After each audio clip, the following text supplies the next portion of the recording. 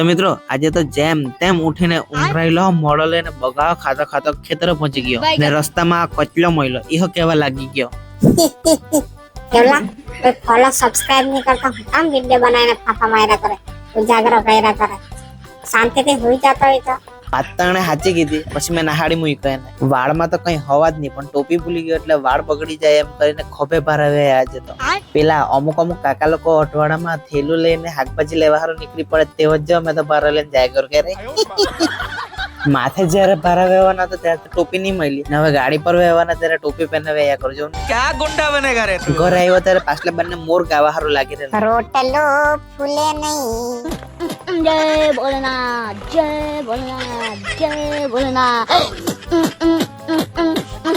मनुष्य लगड़ो मत करो रहने दो। ત્યાર પછી ચોમાહાની ચંપલ પહેરીને મેં ને અંકુર અમે નીકળી ગયા મહુવા જવા માટે. મહુવા જૂના પુલ પરનો સીન તો આજે મસ્ત દેખાતો હતો ને આ બાજુ તો ગણપતિ વિસર્જન કર્યા કરતા દે. ત્યાર પછી એટીએમ નું અને મેડિકલ નું કામ પતાવીને અમે નીકળી આવ્યા ઘરે આવવા માટે. કોદાદામાં અમને મળી ગયા ગણપતિ દાદાનું વિસર્જન કરવા માટે જતા હતા એ લોકો. બે વરઘોડા હતા, બંને સામ સામે.